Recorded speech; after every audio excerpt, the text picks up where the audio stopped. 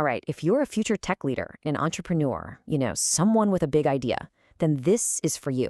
This is your playbook. Today, we're going to break down demand analysis.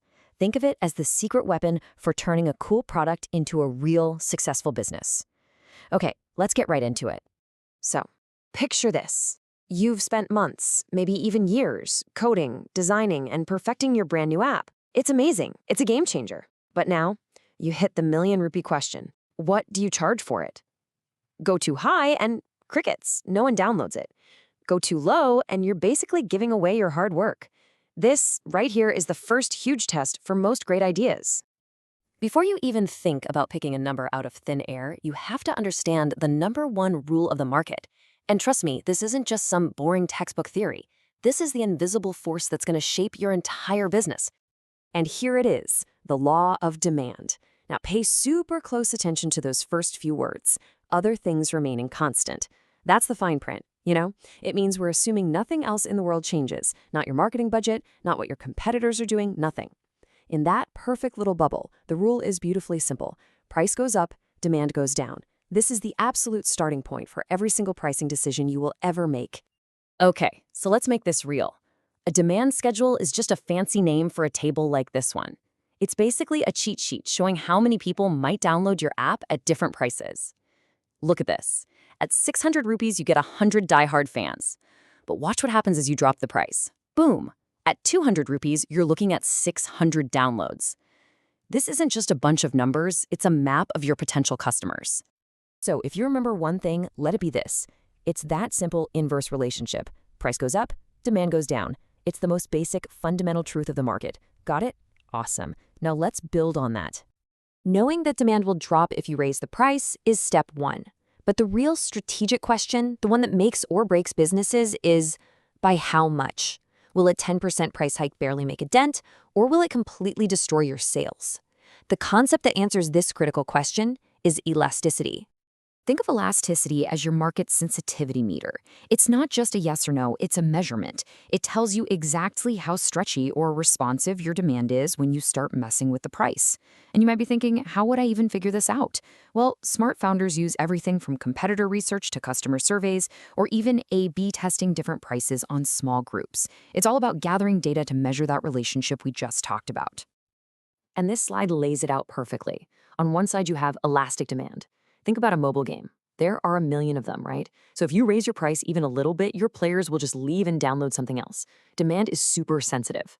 On the other side, you have inelastic demand. The classic example is a life-saving medicine with no substitute. You could double the price, and sadly, people would still have to find a way to buy it. Demand just isn't that sensitive to price changes. Okay, now that we got the basic idea, let's get more specific. Elasticity isn't just high or low. Economists have broken it down into 5 key scenarios. And for a founder, you should think of these as 5 different tools in your toolkit to really understand where your product fits in the market. So here they are, the 5 cases. On a scale from 0 to infinity, we're going to focus on the big ones, the ones that really matter when you're starting out. These aren't just academic terms. They describe real-world situations you can use to build your strategy. Let's start with the dream scenario, perfectly inelastic demand. This is basically a founder's fantasy, but it's super rare. It means no matter how high you jack up the price, the demand doesn't budge, not even a little. Think of a critical piece of software that an entire system depends on with absolutely no alternatives. It's an absolute necessity, so the demand is fixed. Okay, now let's get back to reality. This is a much more common situation, relatively inelastic demand. This means when the price changes, demand changes too, but by a smaller amount. A perfect example is petrol for a delivery startup. If petrol prices shoot up by 20%, the startup can't just stop delivering packages, right? They might try to be more efficient, but they'll still need almost as much fuel. They have to absorb the cost. Now this is where most new products live, especially in the tech world. Relatively elastic demand. This means a small change in your price causes a huge change in demand. You launch a new phone and you price it just 10% higher than a similar one from another brand, your sales could drop by 30% or more. Why? Because customers have tons of other great options. In this world, price is an incredibly powerful weapon. And that brings us to this key quote. This is the whole point. understanding elasticity isn't just some boring exercise. It is the tool that helps you decide, should I cut my price to get more users, or can I increase my price without scaring everyone away? It's the absolute core of smart pricing. So elasticity helps you figure out how the market will react to your moves right now. But what about 6 months from now? A year? To really win, you have to stop reacting to the market and start predicting it. And that, my friends, is where forecasting comes in. Demand forecasting is like your strategic radar. It's powered by data, not magic. It's the whole process of looking at past sales, market trends, what your competitors are up to, all to make a really educated guess about what's coming next. Getting this right is the difference between having enough server capacity for your launch or crashing and burning on day one. And a good forecast isn't just a lucky guess, it's a process. First, you have to know why you're forecasting. Are you planning for next month's inventory, or are you building a 5-year plan for investors? That goal changes everything. Second, you decide on the time period, short-term or long-term. Third, you define the scope. Are we talking about your whole product line or just one feature in the deli market?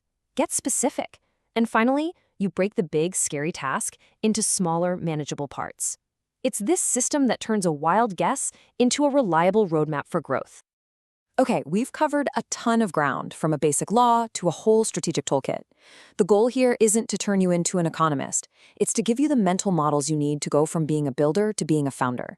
And honestly, these concepts are your superpower. So let's recap the playbook. The law of demand is rule number 1. Price goes up, demand goes down. Elasticity gives you the crucial details. It tells you how much it will go down so you can price smart. And forecasting is your radar, your map to the future. You see how they all work together?